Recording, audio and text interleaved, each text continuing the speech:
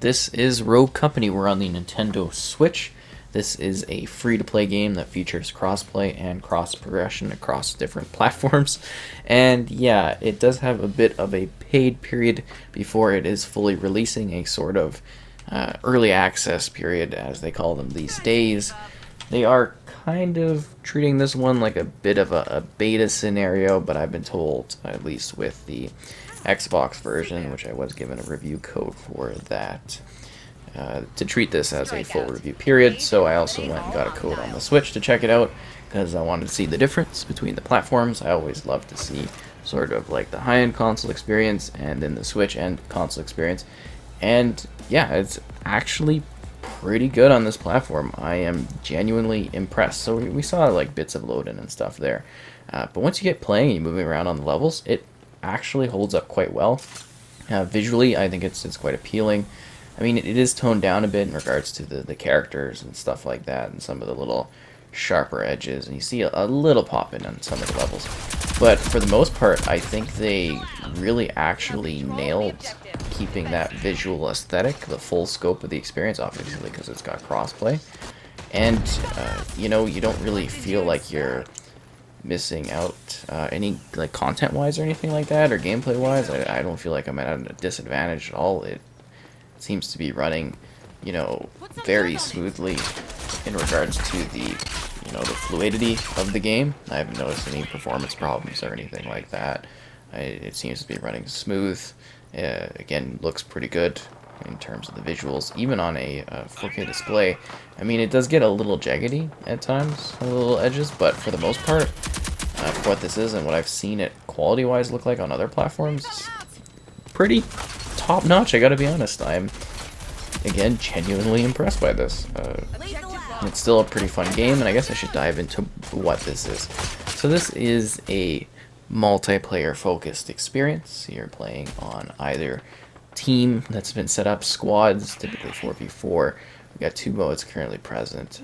Demolition, where you're sort of doing a Counter-Strike-esque bomb planting with single life options. And then you're playing this particular mode, where you're blasting away enemies and you're trying to, you know, keep your respawn allotments or your tickets high. So I think this is Strike, where you're trying to keep your lives high in order to keep respawning, and there's also an objective centered in the middle. And those are the modes that are sort of available at the current moment. So you pick from a selection of characters. This is a bit of a hero shooter, as to say. So each character's got their own sort of quirk, aka special ability that makes them unique.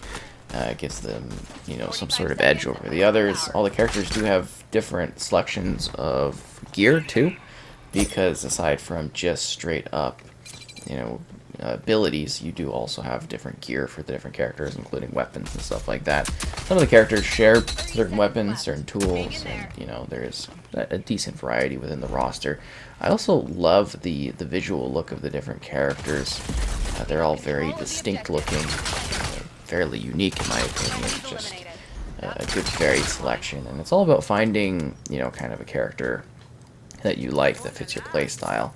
I also really find this buy menu kind of interesting. You see we got perks, melee, gadgets.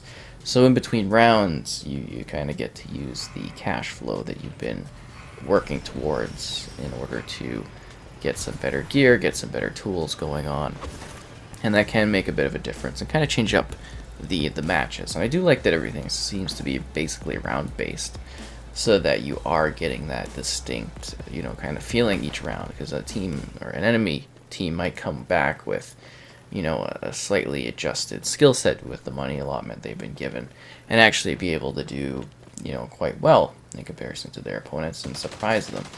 And I think that's kind of interesting.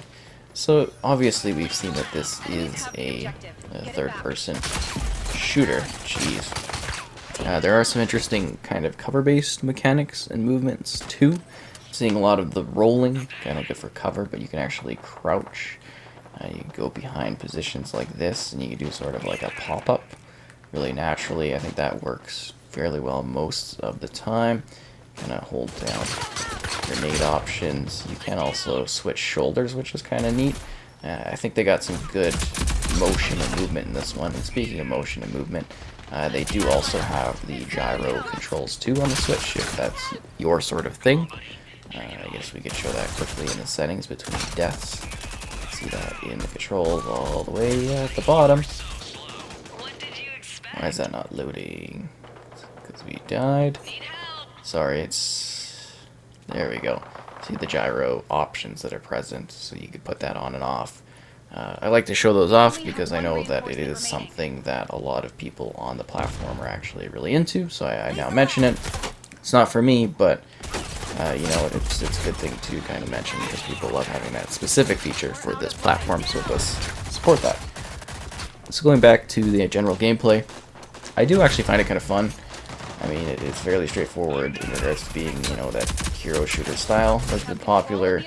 They kind of have some plays on other game modes from other titles. I do still think that the Switch itself needs more shooter options, so I think this fits into that niche and is maybe the cleanest running, smoothest running sort of shooter I've seen on the platform thus far. That is more of a mature shooter, if you get what I mean. Just due to the style of this. I mean, you got Overwatch, but Overwatch is more kind of an all ages sort of thing, at least in my opinion. But I think this one does fit more into that mature style. And I mean, it's not really anything too violent in my opinion, but yeah, it's just got gameplay mechanics that kind of lean itself more in that regard. I do like the focus of objective play, which I think I briefly mentioned. It just kind of keeps players a little bit more focused on what they're doing. Initially, I was a bit, you know, hesitant of this, especially when I was playing on the Xbox version, where it's kind of like, I don't like how fast you die in this one, because you die like super quick. It's super fast paced. But as you kind of get used to it, you're like, oh yeah, this really works quite well. It feels good, and it's got a real tense edge to it, because you could like literally die in just a few seconds. A grenade can just like massacre your squad. You know, there's a good variation in regards to the combat too, with the different characters, the set teams. They got slick animations as players load into matches, which is kind of cool. But yeah, I think, oh, did we get that person? Good. Always gotta finish off your enemies. I think they did a really good job on porting this one over to the Switch. Again, genuinely impressed by the quality of the experience and what they were really able to achieve with this one. For the most part, the maps really do, like, very cleanly run. This is a little bit rougher than some of the other ones, honestly. Just seeing a little bit more of the graphics, kind of the texturing. A little bit of not necessarily pop-in, but like a loading glitch to it, right? And you don't get that obviously on the One X. It's very clean the whole way through. But other maps here are also... I ran right into that basically. Oh, nope, good. Other maps are a lot cleaner in regards to, you know, functionality and stuff. Just that's why you don't want to get back up. But I like what they did with this game. Again, I actually do sort of find it... Ooh, that's not good. Do find it enjoyable. It's got some neat gameplay mechanics to it. I think it could be fun, especially as a sort of free-to-play offering. You know, it's worth checking out when that kind of gets kicked off, and I think it'll be, you know, an enjoyable game that will do well, and it will last well, because it does have the Hi-Rez folks, so if you're familiar with Smite, they're kind of the ones publishing this one. So that kind of helps, and then also on top of that, the fact that the cross-play and cross-progression is here. It's very easy to do. You go online, you just link your account. I have the Xbox One as my primary because I obviously, you know, did my initial review there. And now I'm cross-progression playing on the Switch, so that's kind of cool. I think we'll play one more match to talk about it more. So we jumped into another match, finally. We got a different character pick, so we can show off something a little bit different and talk about the game a tad further on a different environment. So it does actually quite seem to handle the loading well. Again, here we're kind of seeing stuff appear a bit as we're going, but it smooths out a bit. And I think this is sort of a fine, you know, kind of substitute in terms of keeping the whole identity of the game going, having these slight downgrades in that regard. So yeah, still again, quite impressed with what they were able to achieve here. I think even specifically, we look at the character models, which I thought were absolutely excellent on, you know, the Xbox version. Sorry if I keep making the comparisons and you don't want to hear that. I'm just trying to give like a basis for, you know, the scale and the idea of what they were able to achieve when actually porting this over to the platform, because I do find it honestly quite impressive. But yeah, the character models, the identity seems to be basically just perfectly matched over between the platforms. Just the look, the feel, and everything like that. I also find that the Joy-Con, you know, movement minus the gyro actually really isn't too bad. You know, it does actually seem to lock on well enough to help a lot with the, what I think is a bit of a disadvantage with the Joy-Cons in aiming for shooters. Haven't had too many problems. I do feel a little bit of a disadvantage at times, but, you know, I actually seem to be able to eliminate foes, and my aim isn't all over the place, so I think they've really got sort of the sensitivity style down on this one quite well. Jeez. You know, it just feels pretty good on this platform, and it seems to handle pretty well. Just giving us that whole experience of what this game is, having it all presented here. Wow, we got absolutely stomped that round. But the unique character personalities, I really feel like they haven't had to, you know, cut too much of what makes this game sort of unique and stylish. And I think that's kind of important. You know, keeping that clean UI going on, keeping that ability for you to be not feeling like you're at a disadvantage competing against other players on other platforms, which I think is very important to keep in consideration when you are doing cross-play types of experiences. I do love that the cross progression allows me to bring over my stats and stuff and kind of keep working on different platforms. So if I head out somewhere, you know, the Switch and all that, and it is a multiplayer game, so you got to keep that in mind. But if I do go on like a trip or something, I could bring this along and keep my progress going from my console version, Xbox and stuff. And yeah, it's just generally very happy with what they were able to do here. I think it's a solid game. I've been having some fun playing it as of recent, you know, trying out the modes, the characters, kind of getting a good handle on things, and having a good time with it as well. I think they've got the whole, kind of mechanics down, the cross progression, the cross play.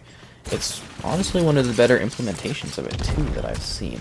We're starting to get to an era where we're seeing, you know, more and more types of cross-play experiences happening, more integrations, more connections, and I think, you know, they actually really handled this overall experience very smoothly. And I think even if you're not doing it from that perspective, you're just jumping on here on the Switch for a shooter, I think this does help fill a bit of a niche that is underserved, quite honestly. You know, generally being a fun shooter, a good time, and the posteriors are very, very well done too. Yeah, I'm very pleased with that visual style. They really pushed that sort of technology in this one, I gotta be honest with you. Ooh, wow, that guy's kind of lagging there, but it's like this connection type issue. But yeah, it handles well. It's got neat mechanics, neat gameplay, neat combat, interesting cover system. I think it does its unique style of gameplay quite well.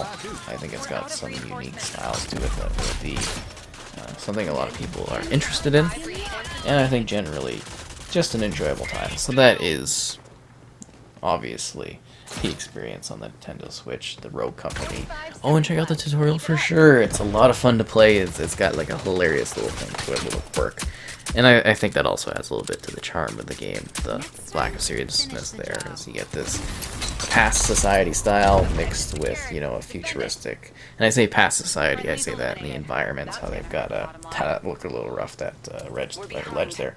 But I'm saying the aesthetics of being like this olden style environment, but yet we've got all these modernized gadgets and tools that we're using for combat. I just think that's kind of a neat meld, and I think they do a good job of that, as it almost feels like maybe a futuristic setup where you're coming down to this, you know, place for like a battle, and you've got all this high tech gear, but it's still an old style countryside. And, you know, even the backdrop, I feel like I was kind of winding down there, but even the backdrop still feels expansive here. You think they would tone down on it, but nope, they kept it going. And while I could complain about the visual style, like little textures loading and stuff, I give it a pass just for the fact that they could actually, you know, sort of achieve the whole experience, keeping it smooth, keeping it fluid, and I think that's more important for what a Switch title of this type should be aiming to try to achieve with their game.